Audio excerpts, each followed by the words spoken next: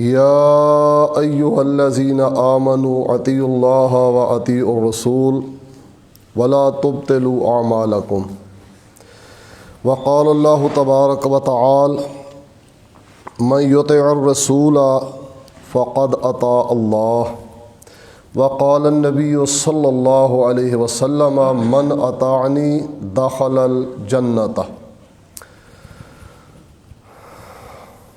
بھائیو، لمبا چوڑا واز نہیں بلکہ چند ایک منٹ کی گزارشات ہیں اور آپ حضرات سے ملاقات کا ایک بہانہ ہے۔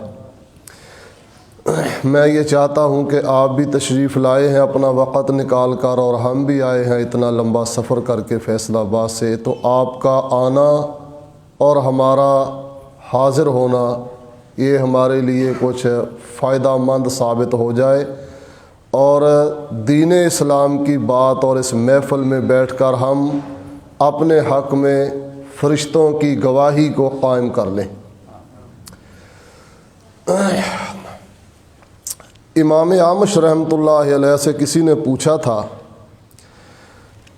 کہ آپ جب کوئی حدیث یا روایت بیان کرتے ہیں تو آپ فرماتے ہیں کہ میرے استاد نے مجھے یہ بتلایا، اس کے استاد نے اسے یہ بتلایا، تو یہ بات چلتے چلتے رسول اللہ صلی اللہ علیہ وسلم تک پہنچ جاتی ہے۔ تو آپ یہ کیوں کرتے ہیں؟ آپ یہ ڈائریکٹ کیوں نہیں کہہ دیتے کہ نبی صلی اللہ علیہ وسلم نے یوں فرمایا؟ تو حضرت امام اعمش رحمۃ اللہ علیہ نے ایک زبردست جواب دیا، فرمایا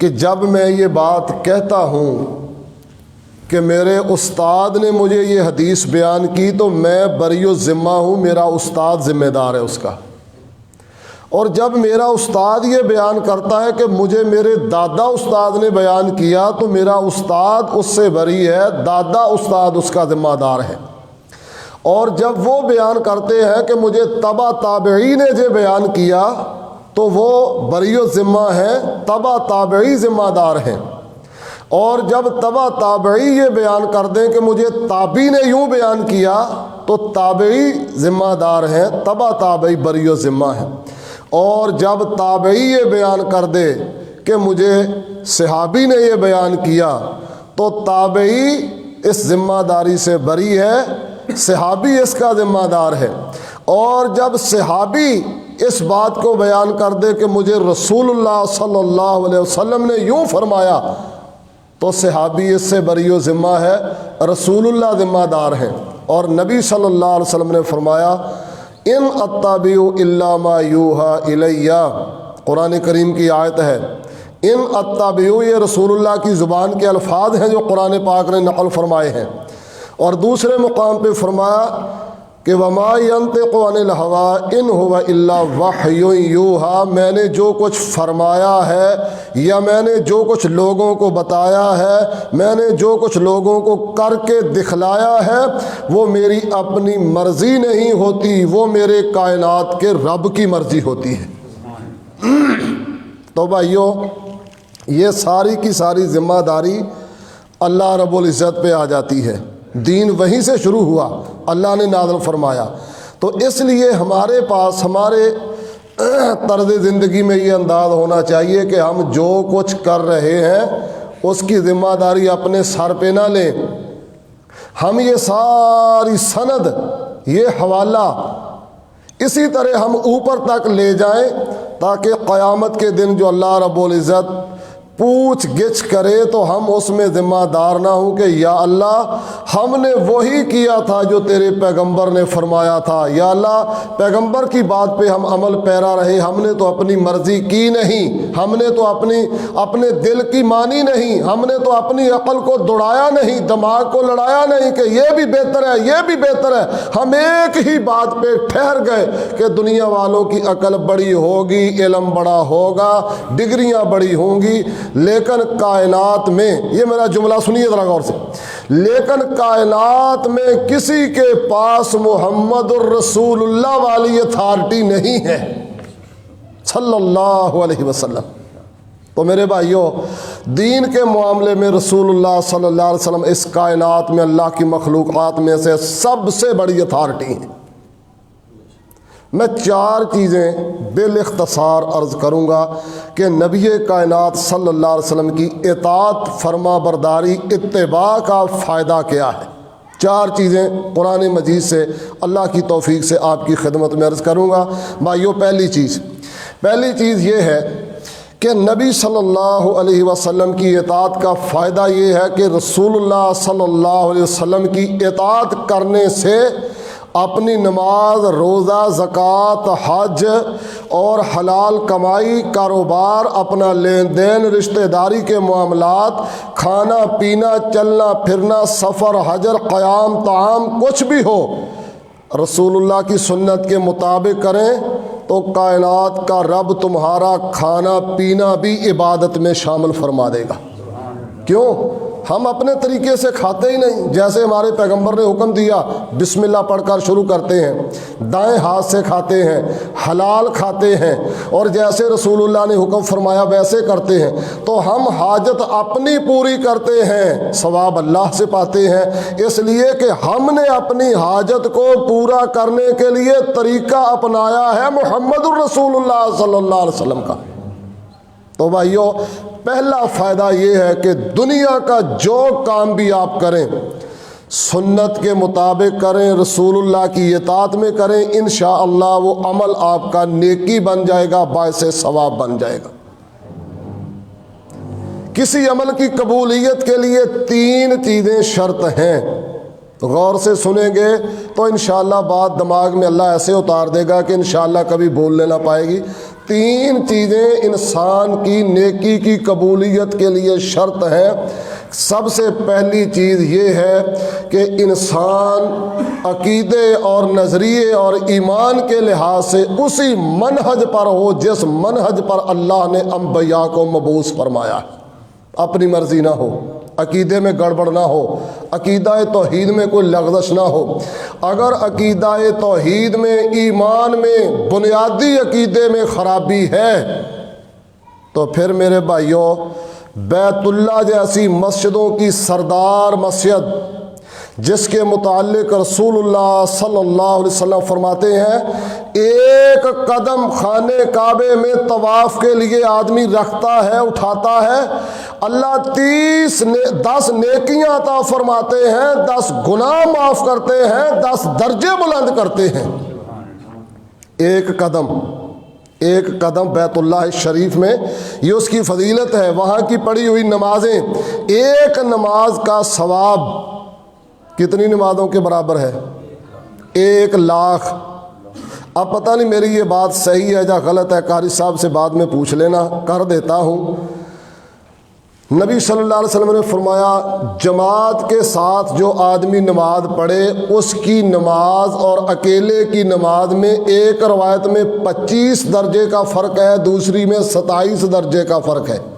اکیلا پڑھے گا 1 نماز کا ثواب، جماعت سے پڑھے گا 25 نمازوں کا ثواب، دوسری روایت میں 27 نمازوں کا ثواب۔ اور اگر خانہ کعبہ میں پڑھے 1 نماز کا ثواب تو پہلے ہی 1,00,000 نماز کے برابر ہے، اور اگر جماعت کے ساتھ خانہ کعبہ میں پڑھے، کرے کیلکولیشن، جماعت کے ساتھ خانہ کعبہ میں ادا کرے، 1 نماز کا 27 کے برابر ثواب کرے، 1 نماز کا 1,00,000 نماز کے برابر ثواب پہلے ہی اللہ کے رسول نے فرمایا خانہ کعبہ میں۔ اور اگر جماعت کے ساتھ پڑھے تو 1 نماز 25 درجے زیادہ رکھتی ہے۔ تو میرے لحاظ میں جو 25 لاکھ ہونی چاہیے 1 نماز کو، اللہ بہتر جانتا ہے۔ میں نے اپنی سمجھ کے مطابق ایک گزارش کی آپ سے، اور دونوں حدیثوں کا میں نے آپ سے حوالہ عرض کر دیا۔ تو میرے بھائیوں، اتنی فضیلت شان والی مسجد ہے۔ ہمارے مولانا شمشاد سلفی حفظہ اللہ فرمایا کرتے تھے حرم پاک، خانہ کعبہ، بیت اللہ شریف اس دنیا کا وہ ایئرپورٹ ہے، اس دنیا کا وہ ایئرپورٹ ہے جس سے ڈائریکٹ فلائٹ اللہ کی جنت میں جاتی ہے۔ رسول اللہ معراج کی رات خانہ کعبہ سے پرواز لی تھی نا، خانہ کعبہ سے رسول اللہ صلی اللہ علیہ وسلم نے معراج کی رات پرواز لی تھی. ابھی یہ معراج کے دن گزرے ہیں پچھلے 27 رجب کو. خانہ کعبہ سے پرواز لی تھی اور اللہ کی جنت کی سیر کر کے آئے تھے. تو خانہ کعبہ وہ جگہ ہے جہاں سے ڈائریکٹ جنت کی فلائٹیں جاتی ہیں. اتنی شان والی جگہ ہے. لیکن عقیدے میں پہلی بات عقیدے میں خرابی تھی. ابو جہل کے، ابو لہب کے، قریش مکہ کے، مشرکین مکہ کے، کفار مکہ کے عقیدے میں خرابی تھی. وہ اپنے سینے پہ ہاتھ مار کر اور ہاتھ کو بلند کر کے گردن اکڑا کر کہنے لگے کہ ہم نے خانہ کعبہ کی تعمیر کی، حاجیوں کو پانی پلایا، اگر ہم نے بخشے جائیں گے تو کون بخشا جائے گا؟ اللہ نے بات کو برداشت نہیں کیا. فرمایا اجال عمارت المسجد الحرام کہ من آمن باللہ، اگر ایمان نہیں ہے تو یہ سونے جیسا تمہارا عمل اللہ تعالیٰ اس کو مٹی سے بھی بدتر کر دے گا. تو پہلی بات یہ ہے ایمان درست ہو، ایمان درست ہو نیکی کی قبولیت کے لیے. دوسری بات یہ ہے کہ نیت خالص ہو.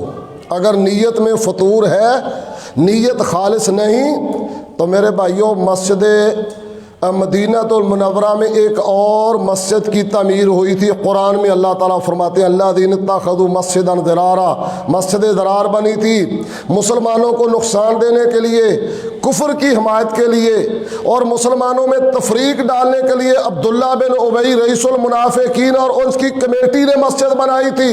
مسجد سونے جیسا عمل ہے.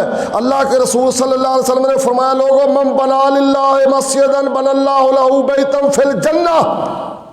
میں اللہ کا نبی گارنٹی دیتا ہوں کہ دنیا میں رب کی رضا کے لیے دنیا میں اللہ کا گھر مسجد بنا دو، میں اللہ کا نبی گارنٹی دیتا ہوں کائنات کے رب سے جنت میں محل لے لو. کتنی شان ہے مسجد بنانے کی، کتنا مقام اور ثواب ہے مسجد بنانے کا. اس نے مدینہ شہر میں مسجد بنائی. رسول اللہ سے درخواست کی کہ اللہ کے نبی صلی اللہ علیہ وسلم آئیے اور ہماری مسجد کا افتتاح فرمائیے. اللہ نے اپنے پیغمبر کو روک دیا. فرمایا یہ مسجد نہیں، آپ نے اس کا افتتاح نہیں کرنا، پہلی نماز نہیں پڑھنی. اللہ کے رسول یہ تو کفر کے لیے بنائی گئی ہے. اللہ کے رسول نے اس کو گرایا، جلایا، اس کا نام و نشان مٹایا، مسمار کر دیا. اگر نیت میں خرابی ہو تو سونے جیسا عمل اللہ تعالیٰ مٹی بنا دیتا ہے. تو پہلی بات ہی ایمان ہو، دوسری بات ہی نیت خالص ہو. اس پہ بڑی باتیں ہیں لیکن میں نے وعدہ کیا میں نے مختصراً عرض کرنا ہے. اس پہ وہ مسلم کی حدیث ہے کہ جہنم کی ابتدا شہید سے ہوگی، عالم سے ہوگی، سخی سے ہوگی. انہوں نے بڑی محنت کے ساتھ یہ سارا کچھ کیا ہوگا. شہید نے اپنی جان کی بازی، بھائیو جان سے بڑھ کر تو کوئی چیز نہیں ہے نا. ہمارے پنجابی کی ایک مثال ہے، شاید آپ کو سمجھ آئے یا نہ آئے. بندریا کے پاؤں جل گئے تھے، اس نے اپنے بچے پکڑ کر پاؤں کے نیچے دے دیے تھے، یعنی اپنی جان بچائی، بچے قربان کر دیے. جان چھلنی ہوا اور میں نے انگ انگ پہ ضرب کھائی تیرے دین کے لیے، میری گردن کٹ گئی، میرے خون کے فوارے پھوٹ پڑے، چھوٹ پڑے تیرے دین کے لیے. اللہ فرمائے گا تو نے میرے دین کے لیے نہیں کیا، تو نے ریاکاری کے لیے کیا تھا، لوگوں کو دکھلاوے کے لیے، بڑا دلیر بڑا بہادر تمغہ حاصل کرنے کے لیے کیا تھا. میرے پاس کچھ نہیں ہے، تیری جان جو تو نے کہتا ہے تیرے لیے دی ہے، میرے لیے نہیں دی تھی. اللہ کے رسول فرماتے ہیں اس آدمی سے جہنم کی ابتدا ہوگی. بھائیو نیت خالص نہ ہو تو بڑی سے بڑی نیکی قربانی برباد ہے. تیسری بات کہ عمل سنت کے مطابق ہو، سنت کے مطابق ہو. ساری رات اگر ایک انسان قرآن پڑھتا رہے، عبادت کرتا رہے، گڑ گڑاتا رہے، روتا رہے، رب کی بارگاہ میں التجائیں کرتا رہے، سجدے میں پڑا رہے، دنیا و ما فیہا سے بالکل مستغنی ہو کر بالکل کھڑا رہے، لیکن میرے بھائیوں، میرے دوستوں، میرے عزیزوں، اگر رات کی تہجد کے طریقہ کار ادائیگی میں سنت رسول کو ملحوظ خاطر نہیں رکھا تو صبح فجر کی اذان کے وقت اللہ تعالیٰ ساری رات کی تہجد کو ردی کی ٹوکری میں ڈال دیں گے. اللہ وہ عمل قبول، میں اپنی طرف سے نہیں کہتا، اللہ کے رسول فرماتے ہیں، صحیح مسلم کی حدیث ہے، من عمل عملا لیس علیہ امرنا فہو رد۔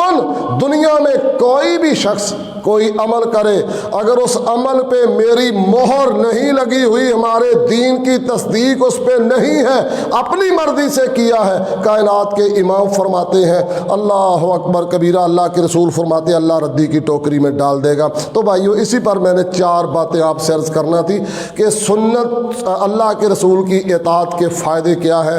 پہلا فائدہ یہ ہے کہ عمل ضائع نہیں ہوتا، ضائع نہیں ہوتا، چھوٹا ہو بڑا ہو، 1 منٹ کا عمل ہو، 1 منٹ کا عمل سنت رسول کے مطابق ہو تو زندگی کی ساری خطاؤں کو معاف کروا دیتا ہے، جنت کا حقدار بنا دیتا ہے۔ بخاری شریف سے دلیل پیش کرنے لگا، بخاری شریف سے ایک یہودی لڑکا تھا، نبی صلی اللہ علیہ وسلم کی خدمت میں آیا کرتا تھا۔ وہ 2-4 دن غیر حاضر ہوا، اللہ کے رسول صلی اللہ علیہ وآلہ وسلم نے پتہ کیا، معلوم ہوا بیمار ہے، اللہ کے رسول چلے گئے یہودیوں کے گھر میں، رحمت للعالمین تھے، وہ نبیوں میں رحمت لقب پانے والا، حالی لکھتے ہیں وہ نبیوں میں رحمت لقب پانے والا، مرادیں غریبوں کی بھر لانے والا، وہ اپنے پرائے کا غم کھانے والا، مصیبت میں غیروں کے کام آنے والا۔ اور دوسرے شاعر نے لکھا ہے، محبت کے یوں جس نے دریا بہائے، سینہ ان کا بھی چھینا جو سر لینے آئے، یہ بندہ نوازی کے جوہر دکھائے کہ خود کھا کے جو اور جواہر لٹائے، خوشی ساری اوروں کے غم میں بلا دی، دیا دکھ جس نے اسے بھی دعا دی۔ رسول اللہ کو معلوم ہوا بچہ بیمار ہے، آپ تشریف لے گئے، بخاری شریف کی حدیث ہے۔ آپ گئے تو بچہ جان کنی کے عالم میں تھا، زندگی موت کی کشمکش میں تھا۔ رسول اللہ صلی اللہ علیہ وسلم نے فرمایا، بیٹا پڑھو لا الہ الا اللہ محمد الرسول اللہ۔ اب وہ بچہ ابھی اتنی عمر کا نہیں تھا کہ اپنے فیصلے خود کر لیتا، اس نے باپ کو دیکھا۔ یہودیت سے بڑا، یہودیت پہلے نمبر پہ اسلام دشمن ہے اور ہندو دوسرے نمبر پہ اسلام دشمن ہے۔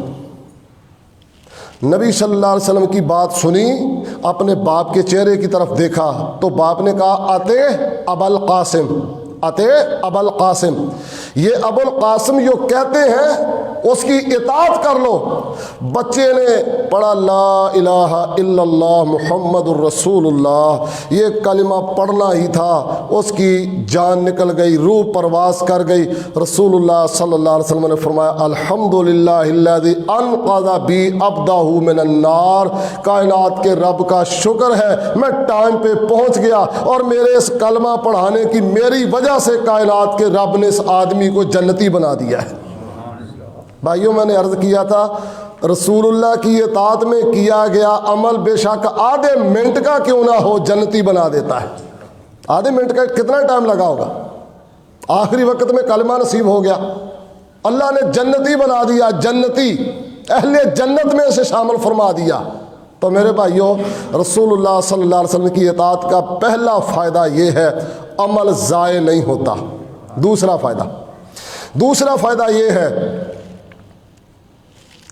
انسان اللہ کی زمین پہ چلتا پھرتا ہے، کائنات کا مالک، زمین و آسمان کا مالک، جہان کا مالک، کائنات کا خالق، کائنات کا رازق، دریاؤں کو چلانے والا اور سمندروں میں طغیانیاں پیدا فرمانے والا، ستارے سورج کو چمکانے والا، اور بلبل میں میرے بھائیوں بلبل اور چڑیا میں یہ چہک پیدا کرنے والا، اور کائنات کے اندر یہ بہار اور یہ سارے سلسلے چلانے والا، بنانے والا، سنبھالنے والا، دیکھنے والا، خبر رکھنے والا، کائنات کا رب بندہ زمین کے اوپر چلتا پھرتا ہے، رسول اللہ کی اطاعت کرتا ہے، رسول اللہ کی زندگی کے مطابق انسان اصول زندگی کو اپناتا ہوا اپنی زندگی گزارتا ہے۔ اللہ قرآن میں فرماتے ہیں، یحببکم اللہ، کائنات کا رب جو نبی کی تابعداری اور اطاعت کرے، کائنات کا رب اس کو اپنا محبوب بنا لیتا ہے، محبوب۔ اس کے لیے کوئی شرط نہیں، عرب ہو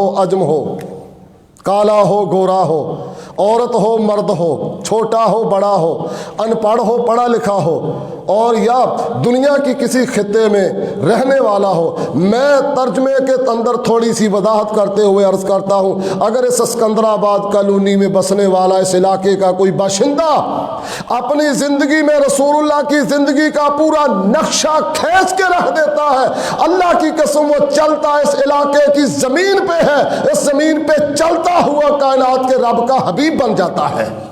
یہ قرآن کی آیت ہے، قُلْ إِن كُنتُمْ تُحِبُّونَ اللَّهَ فَاتَّبِعُونِي يُحْبِبْكُمُ اللَّهُ، اگر تمہیں اللہ سے پیار ہے، اللہ سے محبت ہے تو نبی کی اطاعت کرو۔ اس لیے او میرے بھائیو میری بات کو سمجھیے، اللہ کی محبت کا کوئی رستہ اطاعت رسول سے ہٹ کر نہیں جاتا۔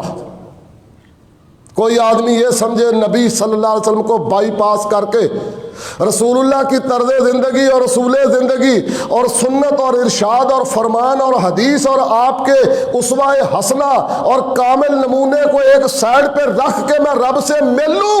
اللہ فرماتے ہیں میرے نبی کے راستے کے علاوہ کوئی راستہ میرے تک پہنچتا ہی نہیں۔ میری محبت کا راستہ صرف وہ ہے جو نبی صلی اللہ علیہ وسلم نے اس امت کو عطا فرمایا ہے۔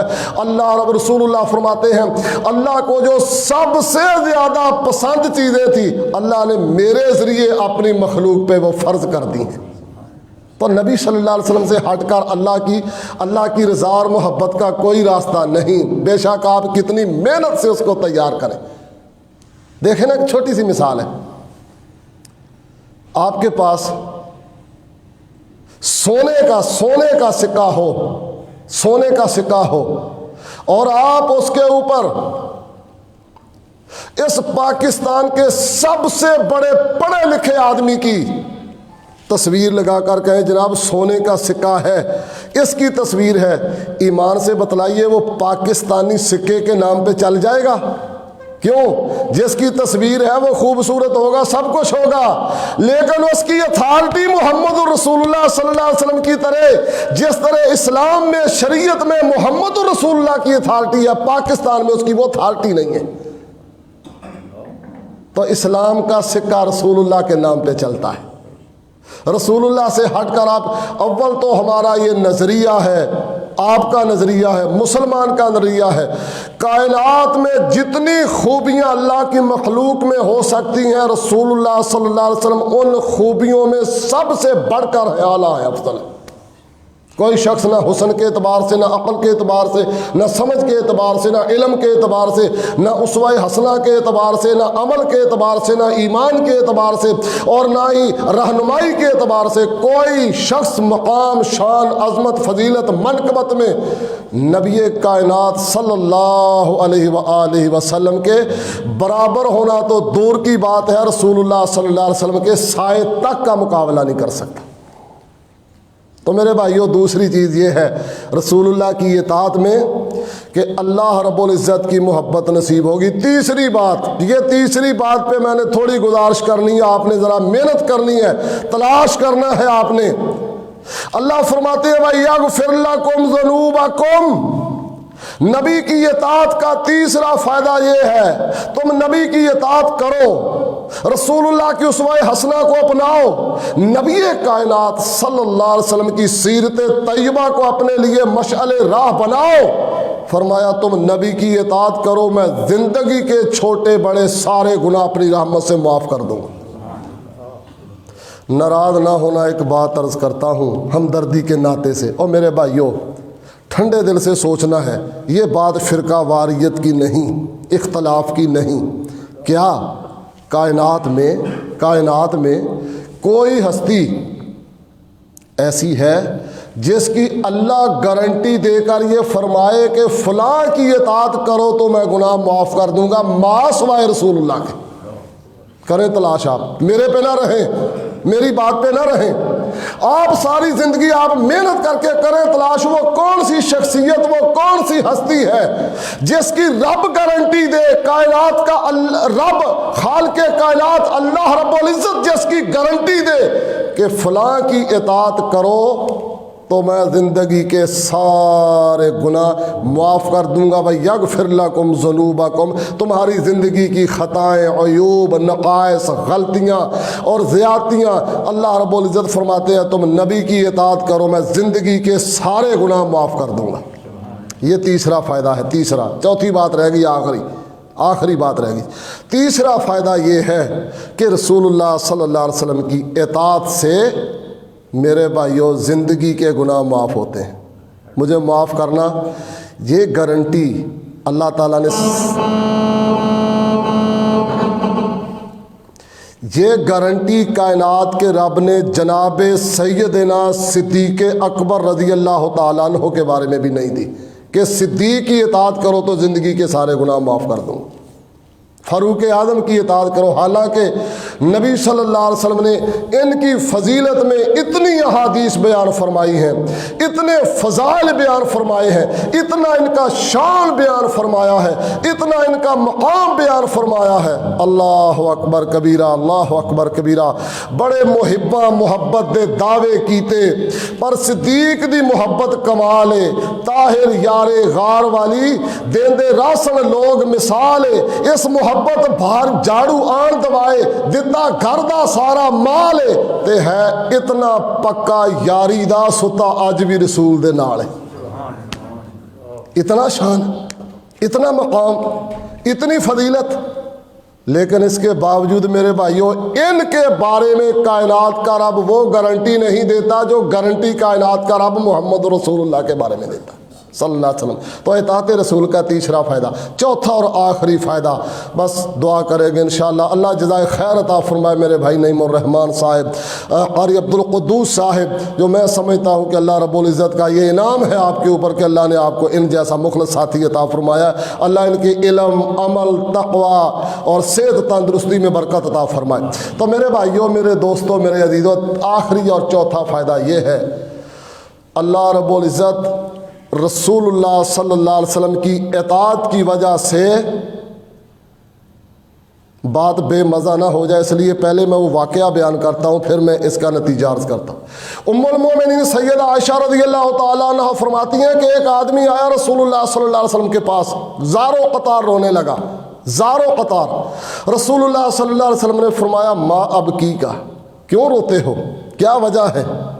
کہتے ہیں یا رسول اللہ صلی اللہ علیہ وسلم اگر سچ پوچھتے ہیں تو عرض کر دوں, دل کی بات کہہ دوں؟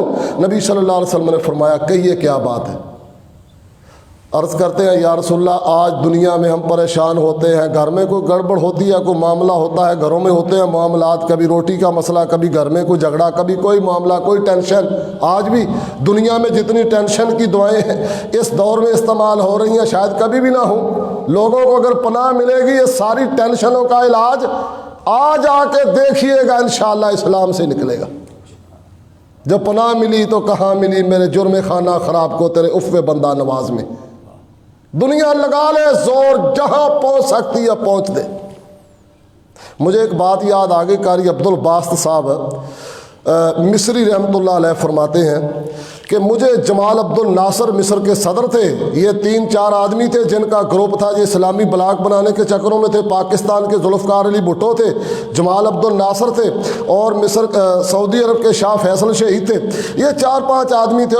اس کے صدر نے یہ اسلام کیا ہے آپ چھوڑیں, آپ وہاں پر ہمارے یعنی نمائندے بن جائیں کہ روٹی کپڑا مکان اس تحریک کے نمائندے بن جائیں. آپ اسلام نہیں, یہ لال تحریک کے نمائندے بن جائیں, ہم آپ کو سپورٹ کریں گے, مال دیں گے, اور اسی طرح ڈالروں کی بارش ہوگی, ہم ہر طرح. جمال عبد الناصر خاموش رہے اور واپس فرماتے ہیں کہ مجھے ساتھ لیا اور مجھے کہتے ہیں کہ میں روس کے دورے پہ جا رہا ہوں تو آپ میرے ساتھ جائیں گے. تو میں نے سوچا مجھے نہ کہ میں عالم ہوں, میں تو صرف قاری القرآن ہوں نا, قرآن کے لفظ پڑھ سکتا ہوں, نہ میں تقریر کر سکتا ہوں, نہ مجھے انگلش اور نہ اس طرح کی باتیں آتی ہیں, بھلا مجھے یہ ساتھ لے جا کر کیا کریں گے؟ کہتے ہیں نہیں آپ کو جانا ہوگا. کہتے ہیں میں ساتھ چل پڑا. وہاں گئے تو جو سرکاری معاملات تھے روس کے صدر کے ساتھ وہ میٹنگیں مجلسیں ہوئیں. اور جب پھر اس کے بعد کوئی یعنی اپنے دوستانہ ماحول میں بیٹھنے کا وقت آیا تو مجھے جمال عبد الناصر کہتے ہیں کہ جہاں پر روس کے صدر اور یہ روسی زعماء بیٹھے ہوئے ہیں تو آپ یہاں پر قرآن کی کسی سورت کی تلاوت کریں گے، لیکن کریں گے آپ اسی رنگ میں جس رنگ میں آپ کیا کرتے ہیں۔ قاری عبد الباسط صاحب کہتے ہیں میں نے سورت رحمان پڑھی، روس کا صدر بیٹھا ہوا تھا، روس کی اور ان کی حکومتی باڈی بیٹھی ہوئی تھی، تو میں نے سورت رحمان کی تلاوت کی۔ تھوڑی دیر کے بعد میں نے کیا دیکھا کہ روسی صدر سمیت ساری کابینہ رو رہی ہے۔ تلاوت ختم ہوئی، جمال عبد الناصر کہتے ہیں روس کے صدر سے آپ کیوں روئے؟ آپ کو پتا یہ قاری صاحب کیا پڑھ رہے ہیں؟ آپ کو سمجھ آتی ہے اس کا معنی ترجمہ؟ اس نے کہا مجھے کوئی سمجھ نہیں آتی، لیکن کیفیت ایسی طاری ہو گئی تھی کہ میں اپنے دل پہ ضبط نہیں رکھ سکا۔ تو میرے بھائیوں، جمال عبد الناصر نے جواب دیا یہ ہے وہ اسلام کی اولین کتاب جس کے بارے میں آپ کہتے تھے کہ چھوڑیں اس چیز کو اور آپ ہمارے نمائندہ مصر میں بن جائیں۔ تو میرے بھائیوں، دنیا لگا لے زور، دنیا دوڑ لے جہاں تک دوڑ سکتی ہے، آ جا کر دنیا کو جو پناہ ملے گی انشاءاللہ اسلام کی آغوش میں ملے گی۔ دنیا کو سکون ملے گا، اسلام کی آغوش میں ملے گا۔ تو یا رسول اللہ صلی اللہ علیہ وسلم، ہم اپنے گھر میں ہوتے ہیں، پریشانی ہوتی ہے، کوئی معاملہ ہوتا ہے، آپ کی مجلس میں آتے ہیں، محفل میں بیٹھتے ہیں، تو اللہ کے نبی صلی اللہ علیہ وسلم آپ کی محفل میں ہمیں سکون ہوتا ہے، آرام ہوتا ہے، تسکین ملتی ہے اور راحت نصیب ہوتی ہے۔ تو اللہ کے رسول سوچتا ہوں کہ دنیا سے آپ بھی تشریف لے جائیں گے اور اللہ تعالیٰ ہمیں بھی بلا لے گا، چلے جائیں گے۔ اول تو یہ جدائی پڑ جائے گی دنیا کے اندر ہی، اور اس کے بعد جو آخرت کا معاملہ ہے، آپ تو جنت کے اعلیٰ خانوں اور بالا خانوں میں ہوں گے، اور ہم فقیروں کا کیا بنے گا؟ پریشانی اس بات کی ہے کہ یا رسول اللہ وہاں آپ سے ملاقات کیسے ہوا کرے گی؟ اللہ کے نبی ملیں گے کیسے؟ آپ کا دیدار کیسے ہوگا؟ آپ کی زیارت کیسے ہوگی؟ اور بھائیوں، یہ تو برے انداز میں کسی نے کہا تھا، لیکن میں اس کو اچھے انداز میں کہنے لگا ہوں۔ برے انداز میں کسی نے کہا تھا، جس کو یہ نصیب ہو گئی نا بات، اس نے کہا تھا جس تن نو لگ دیے وہ تن جانے، یہ جسے لگ جاتی ہے نا وہ جانتا ہے۔ وہ میرے خیال میں نصرت فتح علی خان نے شاید کہا تھا، تڑپنے سے میرے نہ یوں پھر ہنسو گے، یعنی اگر تمہیں بھی یہ لگ جائے نا تو پھر میرا تماشا نہیں دیکھو گے، پھر تم بھی اس طرح کرو گے۔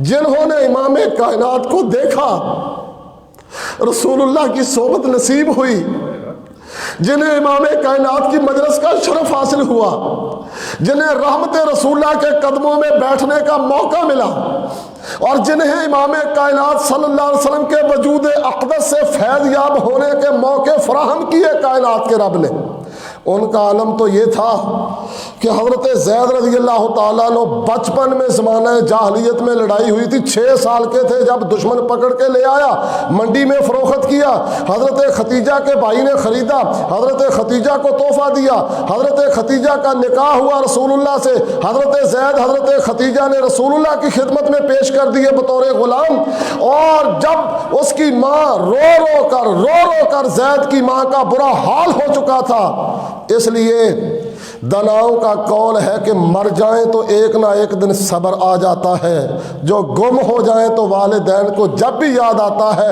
منہ میں ڈالا ہوا لقمہ گر جاتا ہے۔ بچہ پتہ نہیں کس حال میں، والدین کو جب بچھڑے ہوئے گم شدہ بچے یاد آتے ہیں تو منہ میں ڈالا ہوا لقمہ گر جاتا ہے، اور چارپائیوں اور بیڈ کی نیندیں انسان کے لیے اچک ہو جاتی ہیں۔ اس کی ماں سوچ کر رو کر چارپائی کے ساتھ چارپائی بن گئی تھی۔ ماں باپ کا رشتہ ایسا ہوتا ہے، رات دن محنت کر کے، جو والدین ہیں ان کی حوصلہ افزائی کے لیے کہہ رہا ہوں، جو جوان ہیں والدین والے ان کو احساس دلانے کے لیے کہہ رہا ہوں، ماں باپ کا معاملہ ایسا ہوتا ہے کہ اگر بیٹے کی فیس ہو، وردی ہو، سکول کالج کی فیسیں، داخلے ہوں، اور روزانہ آنے جانے گاڑیوں کے کرائے ہوں، والدین اگر وہ پورے کرے تو اپنی دوائی نہیں لے سکتے، اگر اپنی دوائی لے تو بچے کا خرچہ نہیں پورا ہو سکتا، ڈبل ڈیوٹیاں کرتے ہیں، اور اپنی دوائی کو لیٹ کر کے اپنی بیماریاں بڑھا لیتے ہیں اولاد اولاد کے خرچے اٹھانے کے لیے، برداشت کرنے کے لیے۔ دو والدین کا معاملہ ایسا ہوتا ہے۔ تو ان کی والدہ رو رو کر برا حال تھا۔ کسی نے بتایا کہ مدینہ المنورہ میں ہے، مکہ المکرمہ میں ہے۔ حضرت زید کے والد اور ان کے چچا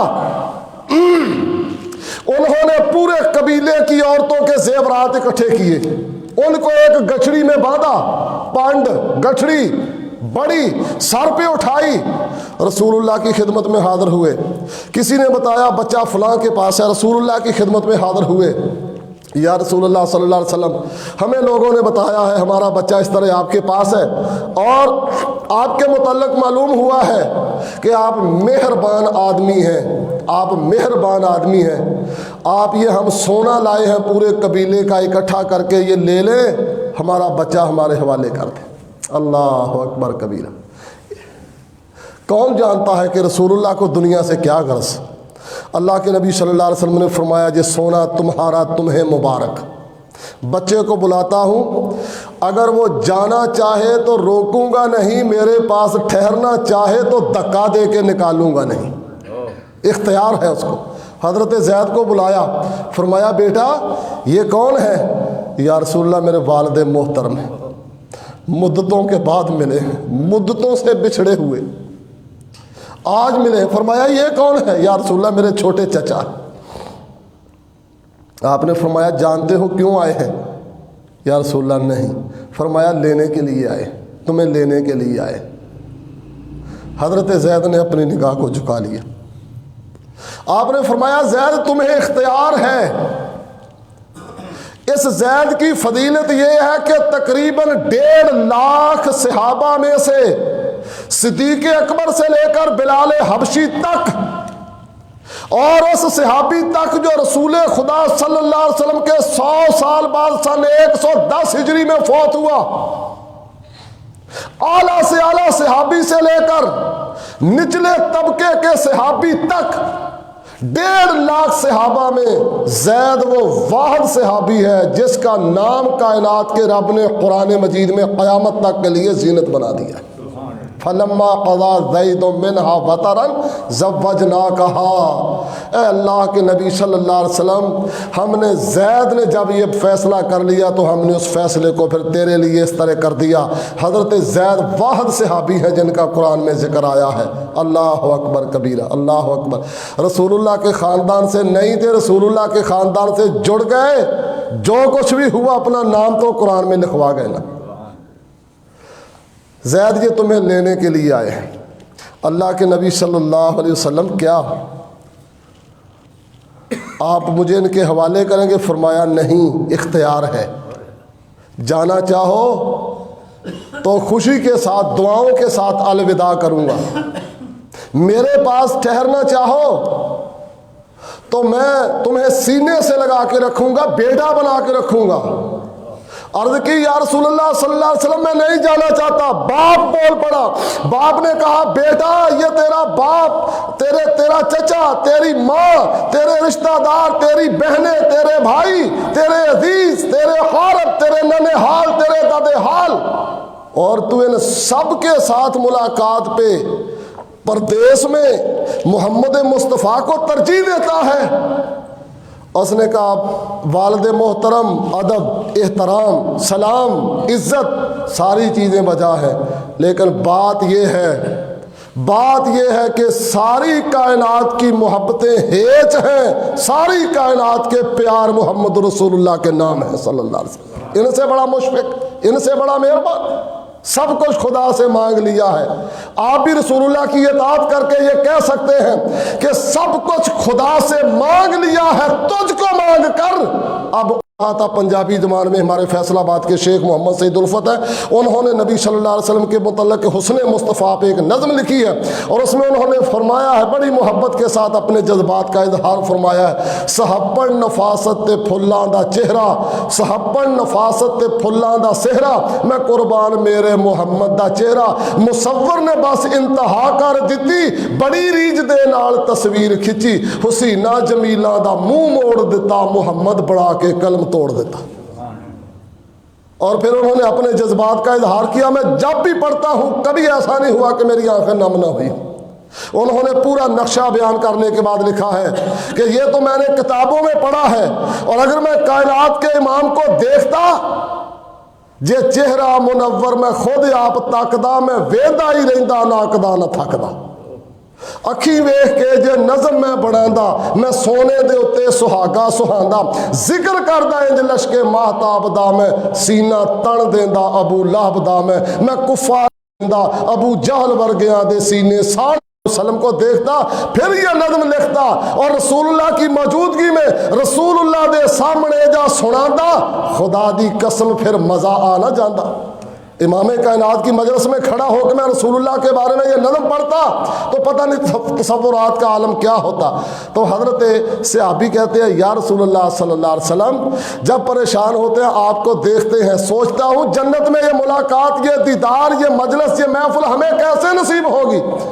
ابھی صحابی اٹھ کر نہیں گئے تھے، آخری گزارش سنیے، بس بات ختم ہو گئی۔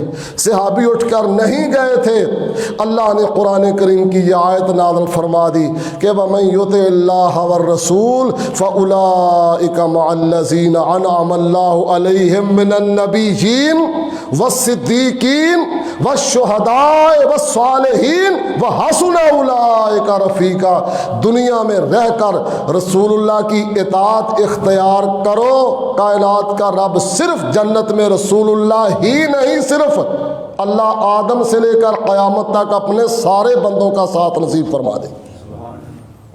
بھائیو، رسول اللہ کی اطاعت سے، سنیے میں نتیجہ بیان کرنے لگا ہوں، رسول اللہ کی اطاعت سے آپ کی ملاقات ہوگی حضرت آدم علیہ السلام اپنے باپ کے ساتھ، رسول اللہ کی اطاعت سے آپ کی ملاقات ہوگی سیدنا نوح علیہ السلام کے ساتھ، رسول اللہ کی اطاعت سے آپ کی ملاقات ہوگی جناب ابراہیم خلیل اللہ کے ساتھ، رسول اللہ کی اطاعت کے ساتھ جنت میں آپ کی ملاقات ہوگی جناب اسماعیل ذبیح اللہ کے ساتھ، رسول اللہ کی اطاعت سے آپ کی ملاقات ہوگی عیسیٰ روح اللہ کلمت اللہ عبداللہ کے ساتھ، اور اسی طرح رسول اللہ کی اطاعت کے ساتھ آپ کی ملاقات ہوگی موسیٰ کلیم اللہ کے ساتھ، اور نبی صلی اللہ علیہ وسلم کی اطاعت کے ساتھ آپ کی ملاقات ہوگی حسین کائنات سیدنا یوسف علیہ السلام کے ساتھ۔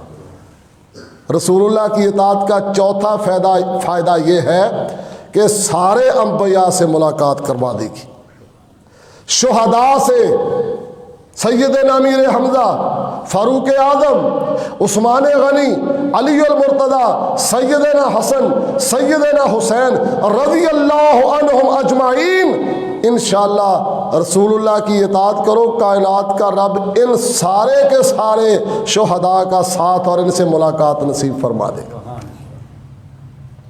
اس لیے میرے بھائیوں، بس میری بات مکمل ہوگی، میں نے 4 باتیں عرض کی ہیں، یہ 4 باتیں اگر تو رسول اللہ کے علاوہ کسی اور میں نظر آ جائیں، یہ اتھارٹی، یہ گارنٹی رسول اللہ کے علاوہ کسی اور کے لیے ہو تو خوشی سے اس کی اطاعت کریں۔ 4 فائدے بیان کیے ہیں۔